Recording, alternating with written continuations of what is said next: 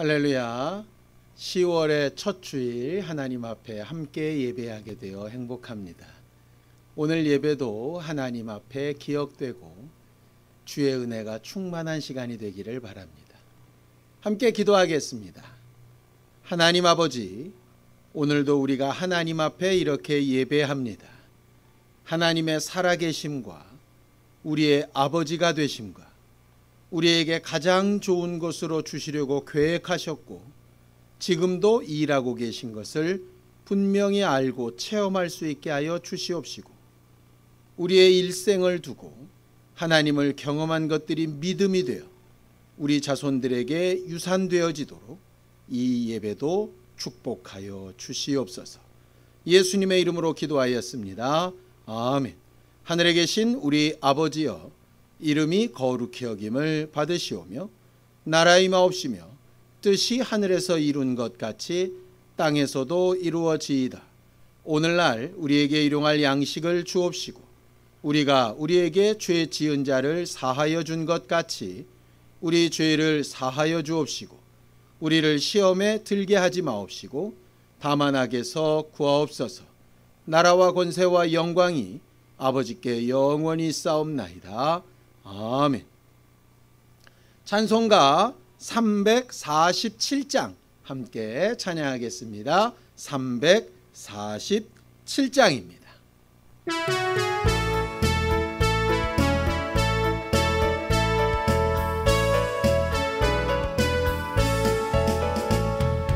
허락하신 새 땅에 들어가려면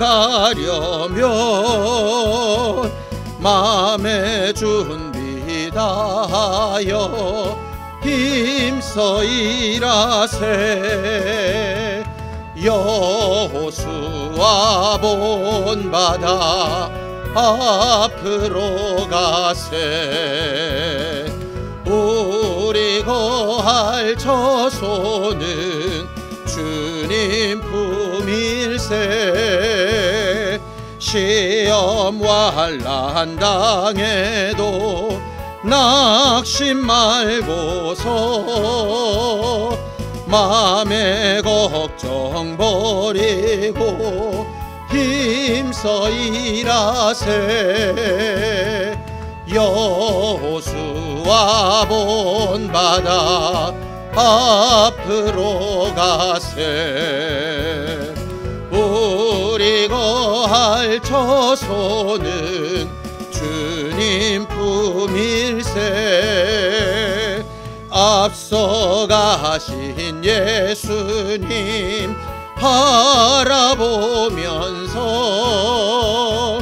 모두 마음을 아파여 힘써 일하세.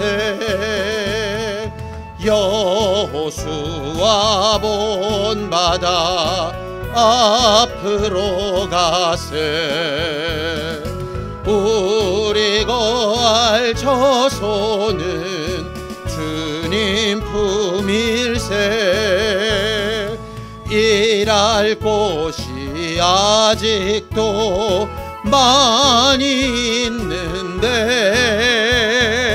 담대하게 나가서 힘써 일하세.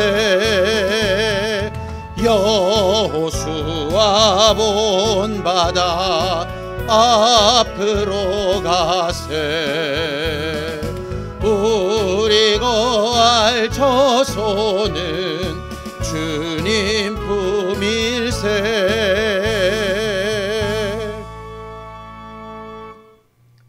우리는 지난주에 고넬료 사람 시몬을 통해서 그와 그의 가정이 어떻게 예수 그리스도의 사람들이 될 수 있었는가 하는 것을 배웠었습니다. 억지로 지게 된 십자가였지만 그 경험을 통해서 하나님이 바라시는 것을 얻게 되었다 했었죠. 우리가 하나님을 경험하는 삶이라 할 때 우리 마음에 들 때도 있고 그렇지 않을 때도 있는데, 그런 모든 상황 가운데 하나님을 알고 예수의 은혜를 기억하고 체험하는 것이 우리의 믿음일 겁니다. 지난 한 주간도 여러 가지 경험들을 했을 텐데 그 경험이 과연 우리에게 유익한 것이었는지 우리 자신을 잘 돌아보고 하나님이 우리 안에 함께 일하시는 것을 경험하지 못했던 것을 회개하고 이 예배 가운데 회복될 수 있도록 합심하여 참여하며 함께 기도하겠습니다. 하나님 아버지, 하나님께서 우리를 도우시고 인도하셔서 오늘도 하나님의 말씀을 의지하고 하나님께서 기뻐하시는 믿음의 일들을 우리 안에 온전히 체험할 수 있게 되어지기를 원합니다. 오늘도 하나님께서 우리에게 생명과 호흡을 주시고 또 하나님을 알게 하시고 하나님을 찾게 하시며 하나님 앞에 이렇게 함께 나와 예배하며 하나님의 도우심과 은혜를 구하게 하심에 감사합니다. 하나님 아버지, 우리는 연약하고 부족하여서 우리의 마음과 생각이 너무나 앞설 때가 많이 있어서 하나님께서 우리에게 가르치고 싶어 하시는 하나님의 마음과 하나님의 생각과 하나님의 뜻을 분별하기보다 그저 내 감정 따라 내 생각 따라 내 유익함을 따라 함부로 선택하며 판단할 때가 너무나도 많이 있어서 하나님을 기쁘시게 하지 못할 때가 있사오니 하나님 우리를 긍휼히 여기시며 불쌍히 여겨주시고 매 순간순간마다 우리가 바라는 것이든 그렇지 아니한 것이든 하나님의 살아계신 것과 우리를 사랑하고 계신 것과 우리에게 가장 좋은 것으로 주려고 하시는 것들을 분별하여 알 수 있고 믿고 의지할 수 있는 믿음의 사람들이 다 되도록 우리 모두를 도우시고 인도하여 주시기를 원합니다. 지난 한 주간 동안 여러 가지 일들과 사건과 상황 때문에 하나님을 경험하며 하나님이 바라시고 원하시는 모습이 무엇인가를 알 수 있어야 했을 텐데 그렇게 깨달아 알기보다는 내 마음에 들지 않은 것으로 낙심하며 실망하고 원망하고 내 마음에 드는 것으로 유혹을 받아 함부로 지났던 것들이 너무나도 많이 있사오니 주여 우리를 도우시고 인도하여 주시옵소서.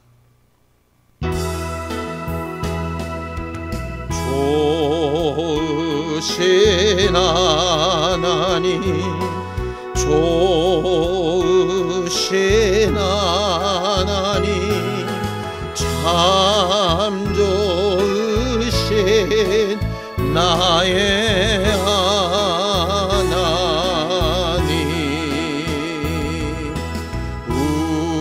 우리의 기도를 응답해 주시는 참 좋으신 나의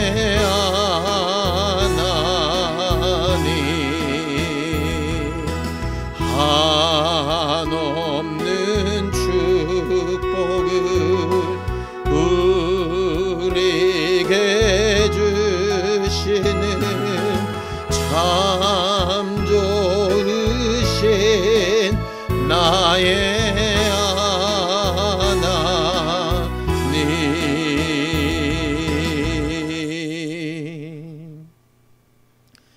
하나님 아버지, 오늘도 우리가 하나님 앞에 예배할 때에 하나님의 말씀을 통해 우리에게 부탁하시는 하나님의 마음을 알게 하시고 하나님이 기뻐하시는 뜻이 우리와 우리 자손들에게 잘 연결되어지도록 잘 사용되는 시간이 되게 하여 주시옵소서.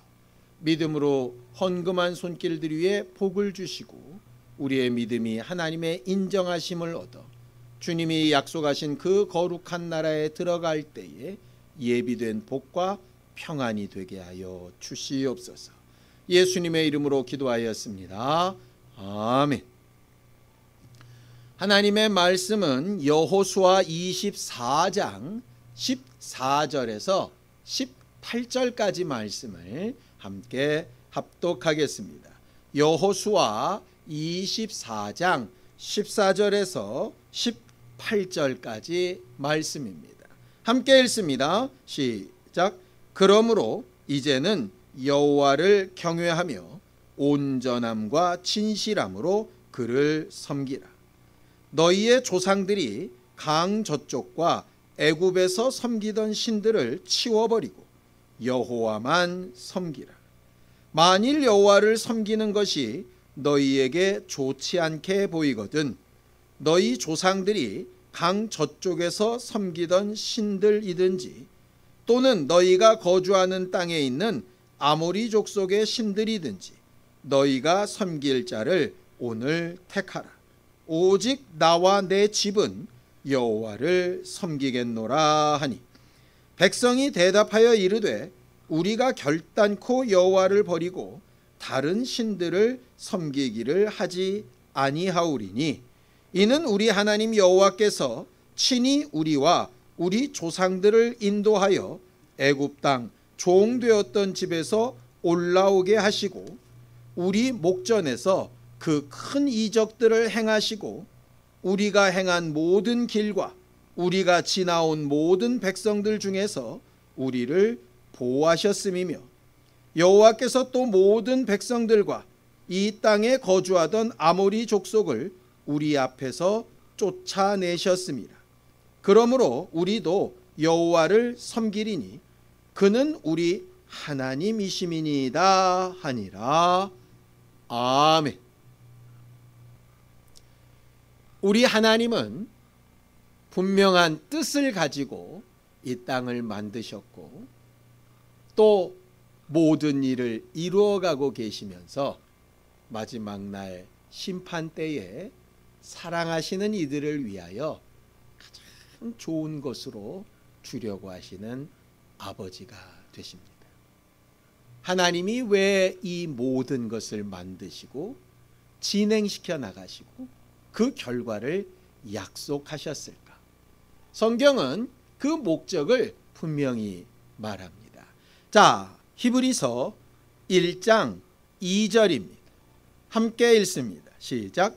이 모든 날 마지막에는 아들을 통하여 우리에게 말씀하셨으니 이 아들을 만유의 상속자로 세우시고 또 그로 말미암아 모든 세계를 지으셨느니라 라고 되어져 있죠.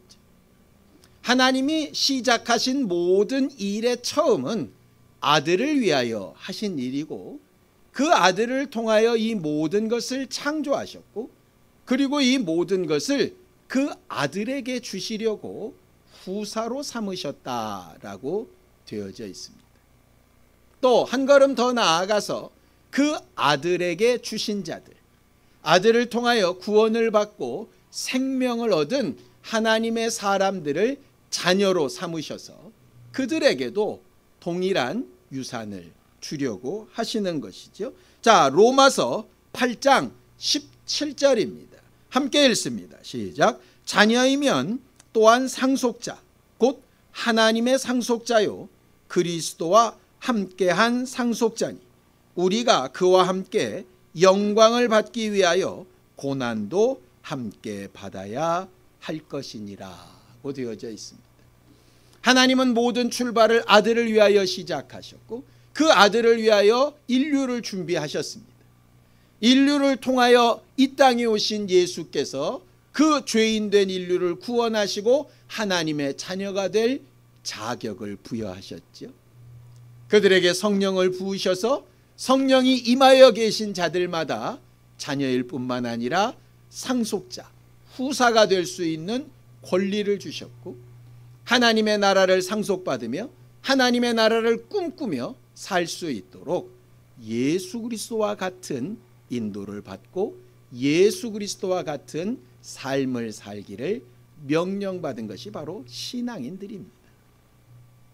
우리가 예수를 믿고 하나님을 찾는 것은 이 땅에서의 문제만 해결하기 위함이 아닙니다. 그건 그냥 과정일 뿐이고요. 예수께서 마치 이 땅에 와 계셨던 33년간의 인생이 그 아들로서의 모든 사역의 극히 일부분인 것처럼 우리가 이 땅에서 하나님을 찾고 예배하고 하나님을 부르며 하는 모든 일들은 과정이고요. 그 결과는 우리에게 상속하여 주시기로 약속되신 그 나라를 향하여서 한 걸음씩 가고 있는 것이 바로 우리의 신앙생활입니다. 우리의 신앙생활의 여정을 우리가 잘 알고 있다면 어디에 마음을 두고 살아야 하는지 알게 될 겁니다.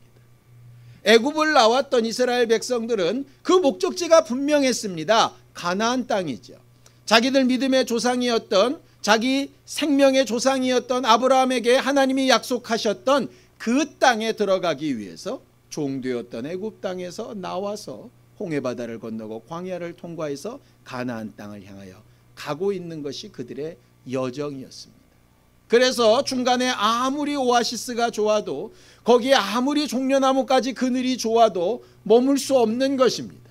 그것이 하나님이 도우신 증거, 하나님이 함께하고 계신 증거, 만나를 먹고 메추라기를 먹는 것이 하나님을 경험하게 되는 아주 귀한 경험인 것은 맞지만, 거기에 머물 수 있는 것이 아니고 하나님이 약속하신 땅을 향하여 가는 길에 믿음을 얻고 위로를 받고 새 힘을 얻고 하나님이 주실 땅을 더 기대할 수 있는 힘을 얻기 위해서 가지고 있는 경험과 과정이었던 거죠.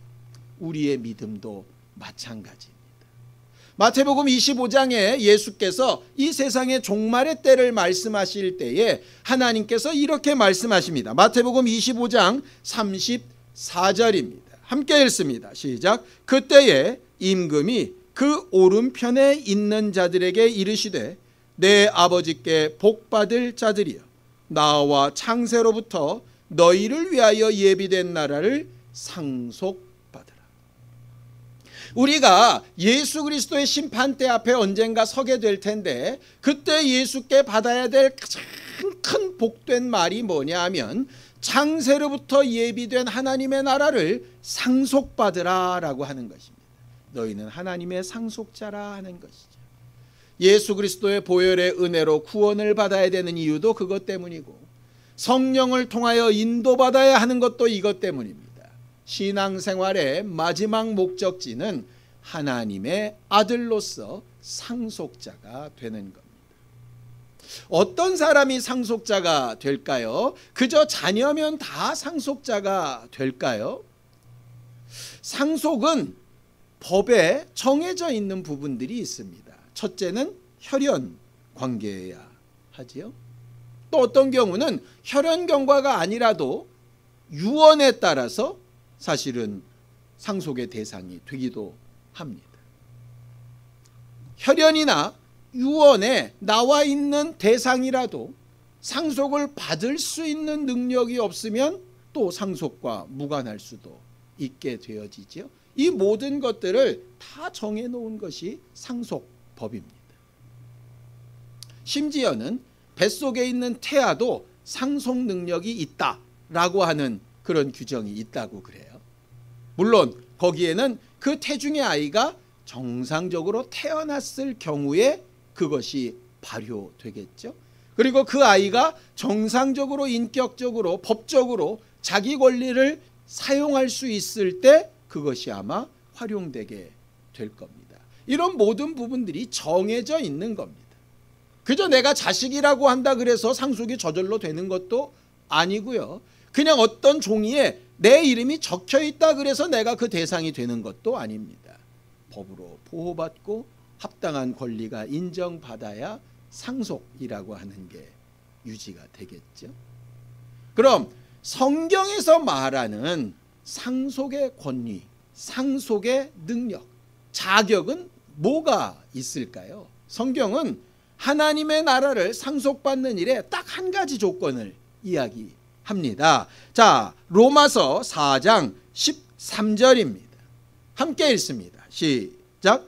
아브라함이나 그 후손에게 세상의 상속자가 되리라고 하신 언약은 율법으로 말미암은 것이 아니요 오직 믿음의 의로 말미암은 것이니라 라고 되어져 있죠.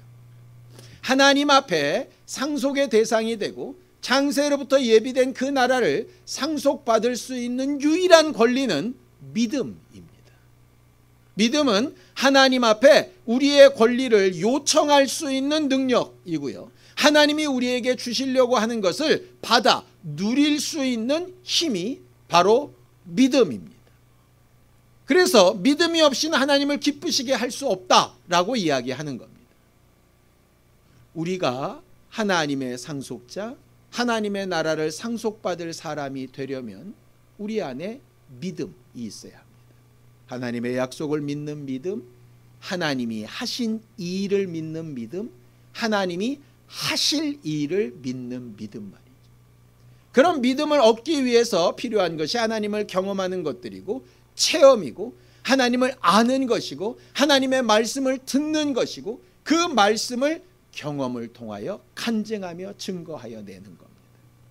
우리가 하는 신앙생활의 모든 목적은 믿음을 얻기 위한 도구이고요.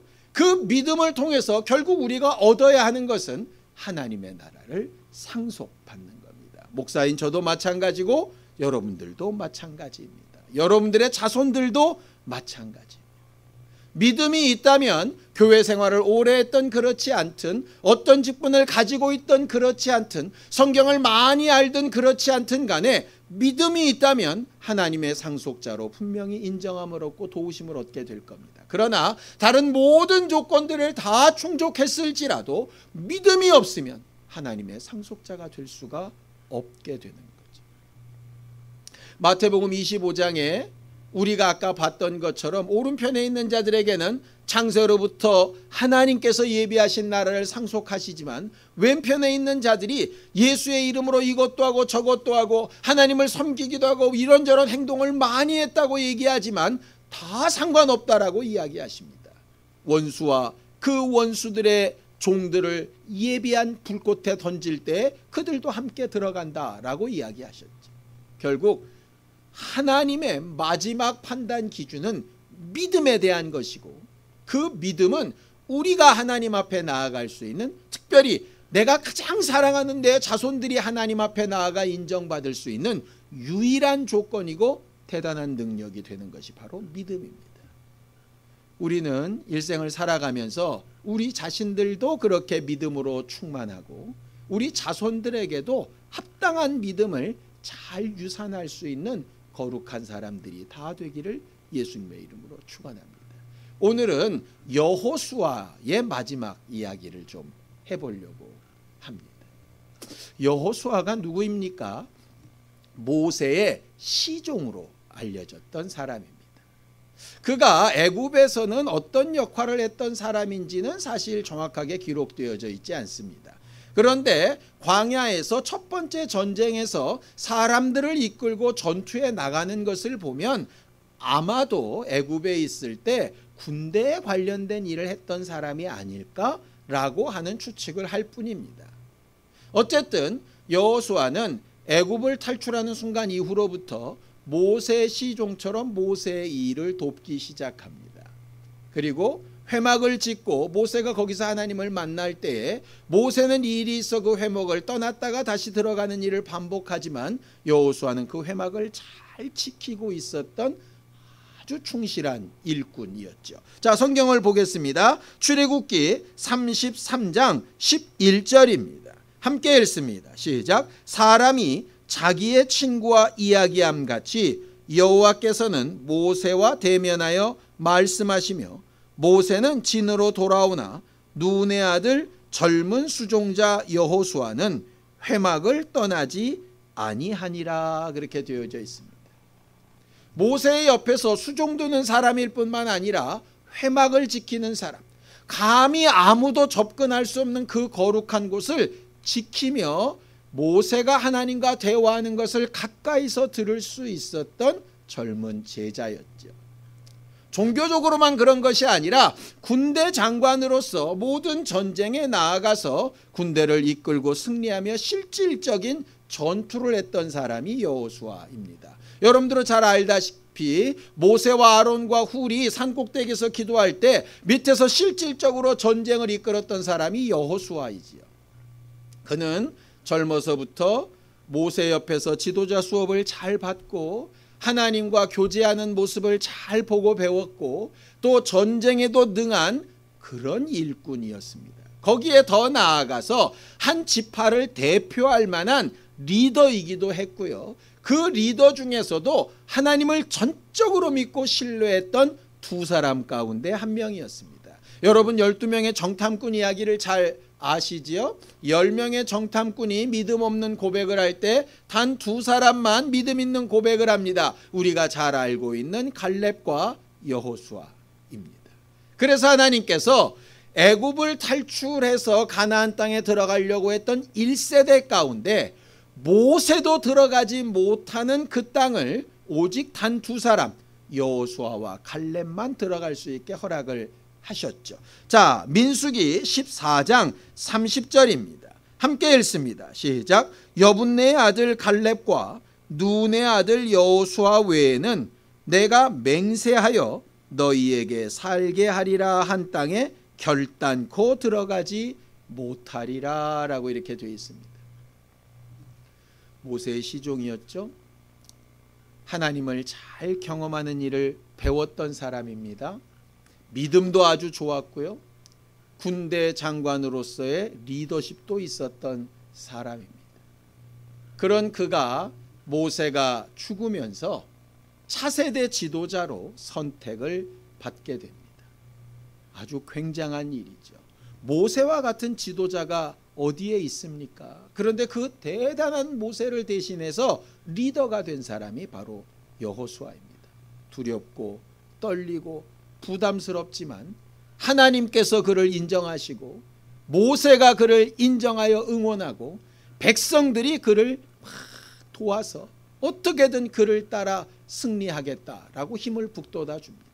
그때 하나님께서 직접 이렇게까지 약속을 하십니다. 자, 여호수아 1장 8절에서 9절입니다. 함께 읽지요.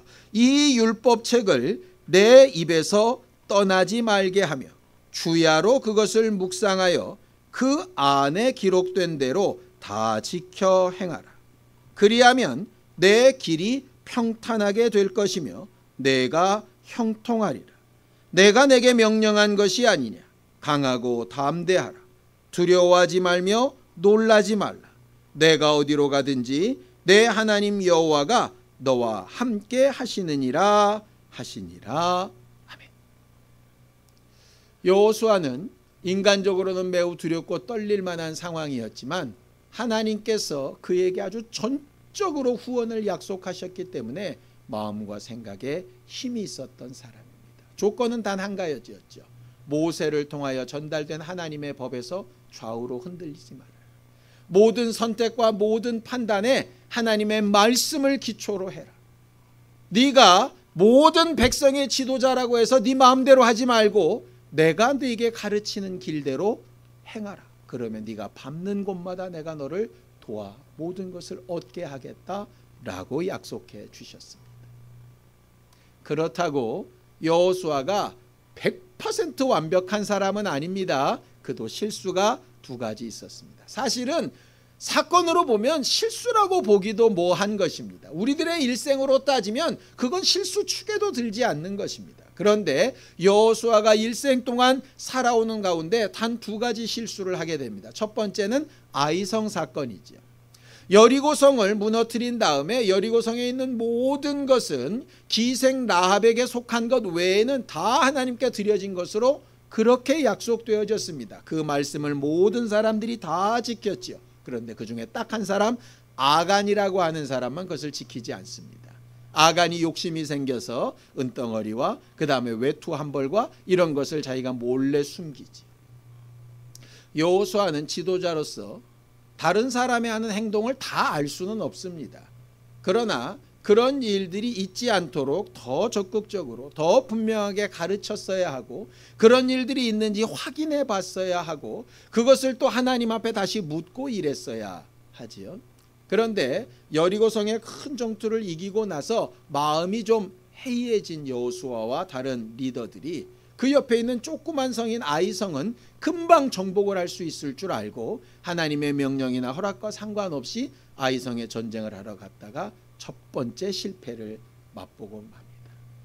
그 실패에 여호수아는 매우 불안해하며 하나님 앞에 회개하고 하나님 앞에 묻고 그래서 아간의 범죄를 밝혀낸 다음에 하나님이 시키신 대로 전쟁을 해서 두 번째 아이성 전투에서는 승리를 하게 되지요. 또 한 번의 실수는 기브온 사람들에 대한 판단이었습니다. 가나안 족속 안에 살고 있었던 기브온 사람들이 두려운 나머지 거짓말을 했습니다. 가나안 땅에 사는 게 아니라 먼 곳에서 사는 민족이라고 거짓말을 하고 꾸며서 사기를 쳤지요. 그들을 보이는 대로 그냥 믿었습니다. 성경은 저들이 하나님께 묻지 않고 결정했다, 이런 말로 그들의 실수를 설명하고 있습니다. 나중에 그 기브온 사람들이 가까이 사는 민족인 것을 알게 되어지고 하나님의 이름으로 약속한 것을 뒤바꿀 수 없어서 자기들 안에 함께 살게 하는 일로 무마시키게 되죠. 단 이 두 가지가 여호수아가 하나님 앞에 한 실수입니다. 우리로 보면 실수 아닌 실수인 거죠. 우리는 그 정도의 실수는 부지기수이고요, 생각도 못할 겁니다. 훨씬 더 악한 것들이 많이 있죠. 하나님의 마음에 아주 합했던 다윗 같은 경우도 어마어마한 죄를 짓지 않습니까? 그런데 여호수아는 그런 윤리적인, 도덕적인 그런 죄를 짓지 않습니다. 그저 죄라고 하면 하나님 앞에 물어야 되는데 묻지 않은 거, 남들이 다 똑같이 생각하는데 그냥 동의한 거, 그 정도가 가장 큰 실수라고 보일 만큼 거의 완벽에 가까운 사람이었습니다. 거기에다가 그 전쟁 내내 리더로서 수고하고 애쓰고 힘쓴 다음에 그가 얻게 된 가나안 땅을 12지파별로 다 나눠줄 때에 그는 가장 나중에 모든 지파들이 모든 땅들을 다 나눠 가진 다음에 비로소 아주 적은 분량의 성읍을 요청해서 소유하게 됩니다. 성경을 좀 보지요. 여호수아 19장 49절에서 50절입니다. 함께 읽습니다. 시작. 이스라엘 자손이 그들의 경계를 따라서 기업의 땅 나누기를 마치고 자기들 중에서 눈의 아들 여호수아에게 기업을 주었으니 곧 여호와의 명령대로 여호수아가 요구한 성읍 에브라임 산지 딥낫세라를 주매 여호수아가 그 성읍을 건설하고 거기 거주하였더라. 거기 뭐라고 되어 있습니까? 땅 나누기를 다 마치고 다른 지파들에게 땅을 다 준 다음에 비로소 여호수아의 땅을 챙겼다, 이 말입니다. 일반적으로 그동안 그만큼 수고한 리더였다면, 그만큼 헌신적으로 애썼던 리더였다면 자기가 가장 좋은 것을 챙겨야 마땅하다고 생각하지 않겠습니까? 아니, 여호수아는 혹시 그러지 않더라도 주변에 있는 사람이라도 그렇게 챙겨줘야 정상적이지 않겠습니까? 그런데 자기들 생각하는데 급급해가지고 여호수아의 것을 챙기지도 않은 겁니다. 그런데 거기에 분노하지도 않고 서운해하지도 않습니다. 그가 달라고 했던 땅도 참 재밌습니다. 에브라임 산지 쪽에 있는 딥낫세라인데요, 거기를 건설하여 거주하였다, 이렇게 되어 있습니다. 이 얘기가 뭡니까? 건설되지 않은 도시라는 뜻입니다. 이미 비옥하고 건축되어져 있고 성이 있고 하는 땅이란 데가 아니라 산지에 이제 도시와 성읍을 건설해야 되는 곳을 달라고 한 것이지요. 마치 아브라함과 조카 롯이 서로 헤어지게 됐을 때에 롯이 아주 좋아 보이는 소돔과 고모라 땅을 보면서 거기를 먼저 취하고 아브라함은 롯이 취한 반대편 광야길을 택하는 것처럼 마치 그와 같은 것입니다. 자기 이익이나 자기 소유에 급급하지 않았던 것이 바로 여호수아이죠. 여기까지 보면 여호수아는 정말로 대단한 리더인 건 맞습니다. 젊어서부터 그가 110세에 죽을 때까지 그의 삶에 변화가 없습니다. 실수도 없습니다. 모세처럼 믿음에 떠난 부분도 없고 분노하여 백성들을 미워했던 적도 없습니다. 이게 얼마나 대단한 일입니까? 아마 성경에서 예수 그리스도 다음으로 거의 완벽한 삶을 산 사람이 누군가를 찾는다면 아마 여호수아일 것이다 라고 생각이 듭니다. 오늘 우리가 읽은 본문은 그렇게 살아온 여호수아가 나이 110살에 죽음을 앞두고 백성들과 자기 자손들에게 유언처럼 말하는 내용이 나와져 있습니다. 일반적인 사람이라면 자기가 얼마나 험악한 세월을 살았는지, 자기가 살아온 믿음의 여정이 얼마나 대단했는지, 자기를 도우신 하나님의 능력이 얼마나 큰지, 그럼에도 불구하고 당신들은 나에게 이렇게밖에 대우를 안 했으나 나는 인격적으로 당신들을 정말 잘 대우했다, 뭐 얼마나 자기 스스로를 칭찬할 만한 일들이 많았겠습니까? 또 자기가 지금까지 해왔던 전투나 자기가 해왔던 이적들이나 그런 모든 경험들이 얼마나 대단합니까? 그런 것들을 되뇌이고 또 되뇌어도 사실상 어느 누구도 말할 수 없을 만큼 거의 완벽한 신앙생활을 했던 사람이 여호수아 아닙니까? 그런데 그 여호수아가 죽는 순간에 그와 그의 백성과 자손들에게 부탁하는 것은 딱 한 가지입니다. 딱 한 가지. 우리가 요한 3서를 보면서 월삭기도회 때 이 말씀을 기억했으면 좋겠습니다. 내가 내 자녀들이 진리 안에서 행한다 하는 소식을 듣는 것보다 더 기쁜 일이 없도다. 여호수아가 유언처럼 말을 합니다. 얘들아, 젊어서부터 성실해야 한다. 얘들아, 하나님께 맡은 직분을 잘 감당해야 된다. 얘들아, 믿음을 고백하고 의심하지 말아야 한다. 얘들아, 전쟁을 할 때는 이렇게 해야 된다. 하나님 앞에 기도는 이렇게 해야 된다. 뭐 수없이 많은 말들을 할 수 있는데 여호수아가 얘기한 말은 단 하나입니다. 자, 여호수아 24장 15절입니다. 함께 읽습니다. 시작. 만일 여호와를 섬기는 것이 너희에게 좋지 않게 보이거든 너희 조상들이 강 저쪽에서 섬기던 신들이든지 또는 너희가 거주하는 땅에 있는 아모리 족속의 신들이든지 너희가 섬길 자를 오늘 택하라. 오직 나와 내 집은 여호와를 섬기겠노라. 이스라엘 사람들이 거주하게 된 가나안 땅에는 기존의 신들이 있었습니다. 농경신들이죠. 바알이라고 불리워지는 신입니다. 또 아스다롯이라고 하는 대지의 여신입니다. 이스라엘 사람들이 광야를 지날 때에는 산의 신이요 목축의 신인 하나님 여호와의 도움을 받았다라고 인정을 합니다. 그런데 그 하나님이 농사짓는 일에도 도움이 될까? 배를 타고 나가는 일에도 도움이 될까? 이런 생각이 들게 되는 거죠. 상황이 바뀌고 환경이 바뀌고 형편이 바뀌면 하나님의 모습도 좀 바뀌어야 되지 않을까? 아니, 하나님은 그대로 섬기지만 부족한 다른 부분을 다른 것으로 좀 채워야 되지 않을까? 신의 문제만이 아닙니다.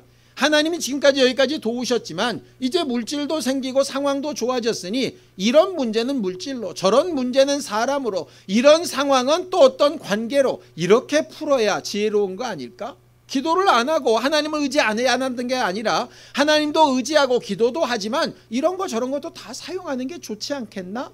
분명히 생각할 수 있겠죠. 어떤 경우는 우리가 없을 때는 모르지만 있으니 있는 것으로 사용하고 없으면 하나님을 찾지 이렇게 생각할 수도 있겠죠. 그래서 여호수아는 백성들에게 미리 얘기하는 겁니다. 너희들이 더 좋게 보이고 더 낫게 보이고 더 옳다라고 생각하는 거 그걸 향해서 가라. 율법은 이런 선택권을 주지 않습니다. 이걸 안 하면 죽고 이걸 안 행하면 저주받고 이렇게 얘기하죠. 그런데 여호수아는 분명히 복음을 얘기합니다. 너희가 지금까지 경험해 본 대로 너희가 살아와 본 대로 너희가 하나님을 알고 있는 대로 잘 판단해 봐라.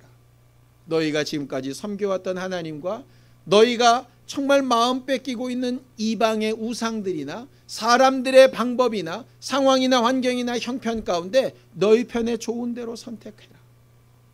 그러나 적어도 나와 내 자손은 내 집은 절대로 하나님을 섬기는 일에서 벗어나지 않겠다. 이게 뭡니까? 자기 자손들에게만큼은 믿음을 유산하겠다는 거예요. 신앙생활을 할 때 가장 중요한 부분이 바로 이 부분인 것 같습니다.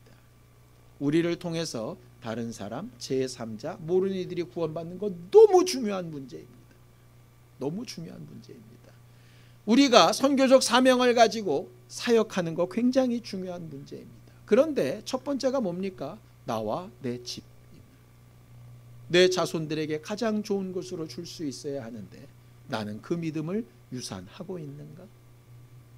여호수아는 얼마나 훌륭한 지도자인가, 얼마나 대단한 경험을 많이 했는가, 얼마나 선한 사람인가, 얼마나 욕심이 없는 사람인가 하는 게 중요한 게 아니라 내 자손들에게 내가 지금까지 살아오며 가졌던 이 믿음을 제대로 유산할 수 있나? 이게 가장 중요한 문제였던 거죠.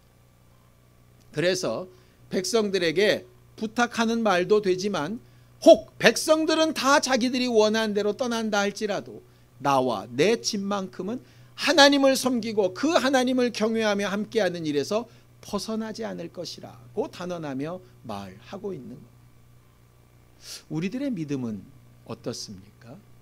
우리가 믿고 있는 바, 우리가 의지하고 있는 바, 우리가 언젠가 이 땅을 떠나게 되는 그날에 우리 자손들에게 무슨 말을 유언처럼 남기고 싶으십니까? 재산 잘 지켜라, 땅이 최고다, 이렇게 말씀하고 싶으십니까? 아니면 그냥 나도 너희를 권면하는데 교회 안 빠지고 잘 다니는 사람이었으면 좋겠다, 이렇게 말하고 싶으십니까? 아니면 내가 일생 동안 의지하며 경험하며 체험했던 그 하나님, 그 믿음을 너희가 반드시 갖기를 원하고 내가 너희에게 이 믿음을 유산으로 보이며 증거하는 것처럼 너희도 너희 자손들에게 이 믿음을 제대로 전하고 유산할 수 있으면 좋겠다라고 말씀하시겠습니다. 하나님이 우리에게 가지신 가장 큰 뜻을 하나님의 나라를 상속하는 것이라고 말씀드렸었습니다. 아들을 통하여 이 땅을 만드시고 지금까지 영위하시며 마지막 날 심판하실 때까지 하나님의 꿈은 하나님의 자녀들에게 하나님의 나라를 상속하는 겁니다. 하나님을 닮아가고 하나님의 마음을 알고 하나님과 함께하는 신앙생활이라면 우리의 꿈과 우리의 소망도 똑같아야 되지 않겠습니까? 자손들 공부시켜야죠. 물질로도 부유하게 해야 되고요. 좋은 환경으로 인도도 해야 되고 아름다운 가정을 꾸미게도 해야 되고 그 가정을 통해서 귀한 자손들이 계속 있게도 해야 될 겁니다. 맞습니다. 그래서요, 그 마지막은 하나님께서 그들에게 주고 싶어 하시는 하나님의 나라를 상속받을 수 있는 믿음을 유산하는 게 우리들의 목적 아니겠습니까? 과거에 우리 조상들은 자손들에게 자기 죽은 다음에 제사를 맡기는 일에 급급했습니다. 1년에 몇 번씩 드리는 제사, 명절마다 돌아오는 제사로 그들이 자기를 사랑하고 그 사랑을 받고 있다는 착각을 하는 것이죠. 그런데 성경은 그렇게 말하고 있지 않습니다. 조상들이 자손들에게 섬김을 받아 제사를 받는 존재가 아니라 조상들은 자손들에게 믿음을 유산하는 존재들입니다. 혹 우리가 실수가 많은 경우가 있겠죠. 여호수아는 단 2번밖에 안 되지만 우리는 수백 번, 수천 번의 실수가 있을지 모르겠습니다. 그 실수를 통해서라도 믿음이 유산돼야 됩니다. 잘한 부분을 통해서도 믿음이 유산돼야 되고 우리들의 모든 경험과 모든 선택 후에 믿음으로 하나님께서 어떻게 일하셨는가 하는 것이 자손들에게 유산되어야 합니다. 그러기 위해서 자녀들과 대화의 문이 열려 있어야 되고 우리들의 믿음 생활을 보여줄 수 있어야 되고 본이 될 수 있어야 됩니다. 잘못된 부분을 사과할 수 있어야 되고 제대로 된 부분을 제대로 증거할 수 있어야 되고 내가 하지 못하고 있는 부분을 나도 하지 못하나 함께 해야 된다고 가르치며 격려하여 그 길을 걸어야 하는 게 바로 신앙생활이고 부모된 초상된 모습입니다. 여러분, 하나님이 가지신 소원이 우리에도 있기를 바랍니다. 하나님을 경험하는 삶이라고 하는 것이 바로 그것입니다. 하나님의 마음을 같이 하고 하나님의 목적을 같이 하는 거죠. 여호수아가 나와 내 집은 하나님만 섬기겠다라고 선언했던 그 고백이 우리와 우리 자손들과 우리 가정을 통해서도 동일하게 선포될 수 있게 되기를 예수님의 이름으로 축원합니다. 그럴 때 하나님이 약속하신 그 거룩한 나라가 우리와 우리 자손들에게 분명히 상속되어질 겁니다. 그 상속된 기쁨과 감사로 충만하고 그 기대와 소망으로 충만한 우리 모두가 되기를 예수님의 이름으로 축원합니다. 기도하겠습니다. 하나님 아버지, 하나님께서 우리를 도우시고 인도하셔서 우리가 이 땅에 존재하는 목적, 지금 예수를 믿고 하나님의 이름을 부르며 예배하며 기도하는 목적, 우리가 신앙생활하며 하나님의 나라에 가기까지 한 걸음씩 한 걸음씩 걸어가고 있는 그 방향과 그 길을 선택하고 있는 목적과 그 이유가 갈수록 분명해질 수 있게 하여 주시고 그 이유와 그 목적이 우리 때로 끝나는 것이 아니라 우리 자손들에게 우리 자녀들에게 자손들에게 분명히 유산되어지고 상속되어질 수 있게 하여 주셔서 하나님께서 사랑하는 자들아 너희를 위하여 창세전부터 예비된 그 나라를 상속하라 하시는 그 말씀이 우리와 우리 자손들에게 그대로 이루어지는 거룩하고 신령한 복이 임하게 하여 주시기를 원합니다. 이 땅에서 잘되고 원하는 것을 이루며 풍요하고 부요롭게 사는 것 정말 좋고 중요한 일이기도 하지만 그런 것들이 다 과정인 것을 우리가 압니다. 광야 생활을 아무리 멋지게 했어도 가나안 땅을 상속받지 못하면 끝인 것처럼 아버지 하나님, 우리가 일생을 두고 살아가는 과정을 통해 하나님께서 약속하신 그 나라에 들어가는 거룩한 기쁨과 소원이 우리 안에 사그라들지 않게 하여 주시옵시고, 누가 뭐라 그래도 어떤 상황 어떤 형편 가운데 있을지라도 우리와 우리 집이 하나님을 섬기고 하나님으로부터 오는 은혜로 충만하게 되어지며 하나님의 나라를 향하여 가고 있는 분명한 증거가 점점 더 확실해질 수 있도록 우리 모두와 함께 하시고 인도하여 주시옵소서.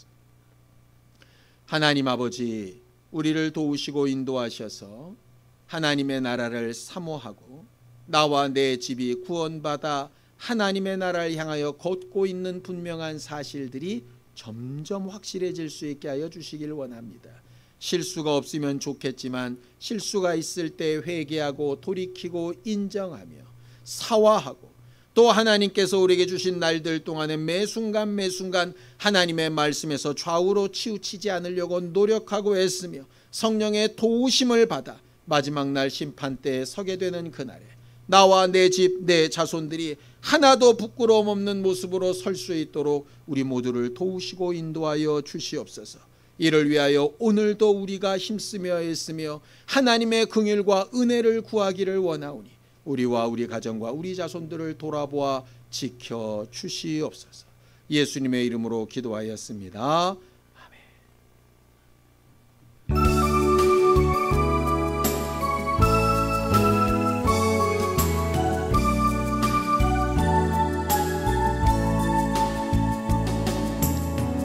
이 시간 너의 마음속에 하나님 사랑이 가득하기를 진심으로 기도해 간절히 소망해 하나님 사랑 가득하기를. 하나님은 너를 사랑해 얼마나 너를 사랑하시는지 너를 위해 저 별을 만들고 세상을 만들고 아들을 보냈네. 오래전부터 널 위해 준비된 하나님의 크신 사랑 나의 가는 길 주의 사랑 가득하기를 축복해. 힘든 일도 있겠지만 나 그때마다 늘 함께 할게. 하나님 보이신 그 사랑으로 나 또한 너를 사랑해. 오래전부터 널 위해 준비된 하나님의 크신 사랑 너의 가는 길 주의 사랑 가득하기를 축복해.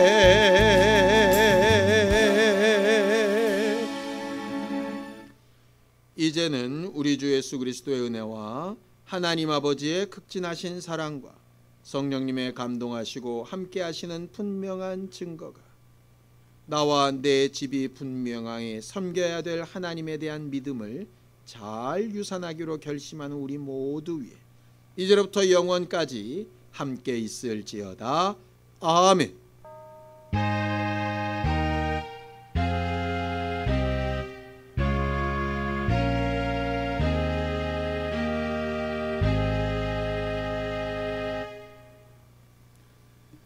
부족하지만 정직한 믿음을 자손들에게 잘 유산하는 우리 모두가 되기를 바랍니다. 감사합니다.